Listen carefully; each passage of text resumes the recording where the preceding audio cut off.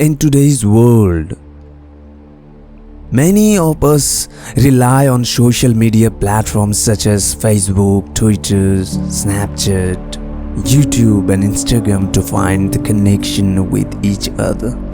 While each has its benefits, it's important to remember that social media can never be replacement for real-world human connection. Human beings need face-to-face contact to be mentally healthy.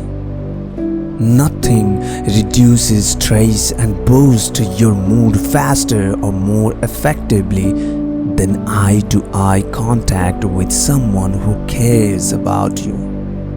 The more you prioritize social media interaction over in-person relationships, the more you are at risk for developing or exacerbating mood disorders such as anxiety and depression, loneliness. 4.62 billion people now use social media. 58.4% of the world's population. Globally, the number of social media users has grown by more than 10% in the last years. It is projected that the average adult will spend 6 years and 8 months of their life on social media. Young people who spend 5 hours each day using their phones are almost twice as likely to have depression than people who spend only 1 hour a day online.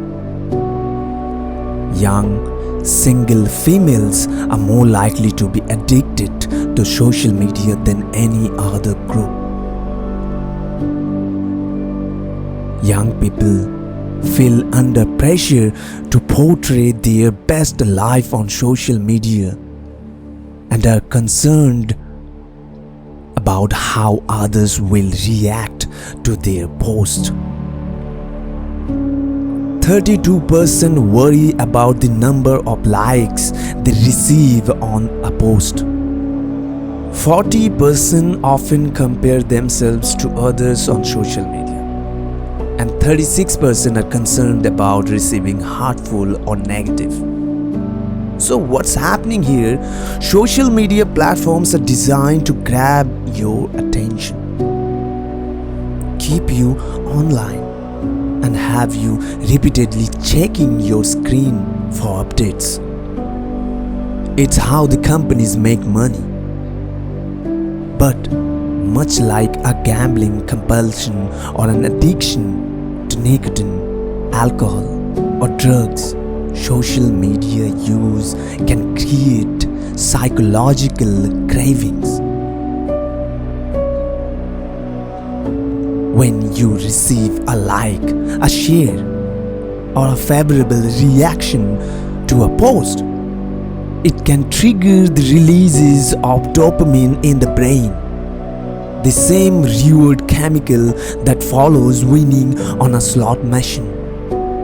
Taking a bite of chocolate or lighting up a cigarette, for example. The more you are rewarded, the more time you want to spend on social media, even it becomes detrimental to other aspects of your life. Nowadays, people are being physically set apart from each other by technology.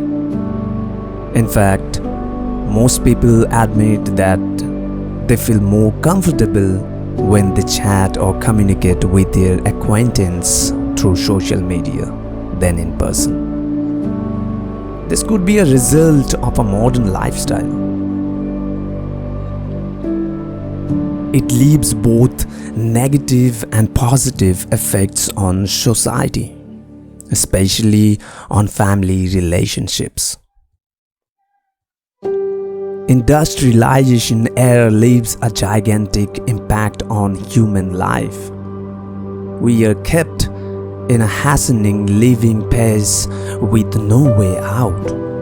Therefore, we have no choice to keep in touch with others but using social media, which is really convenient and effective.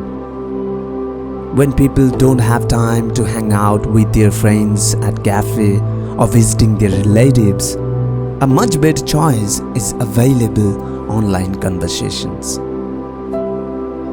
Only at this point our social life are significantly improved. I would say social media has made a huge contribution in tightening up the relationship between away from home folks. Overseas students or workers have a chance to stay up to date with their family status through Facebook or other social apps, which can be a cure for homesickness. They can communicate with their family in the best conditions, even when they are miles apart. For example, video chat shows facial expressions, and pictures convey instant emotions. This is an advantage of social media. But on the other hand, we can't deny the fact that social media also kills family relationship. For example, some families have to suffer misunderstanding between each other since they don't communicate much.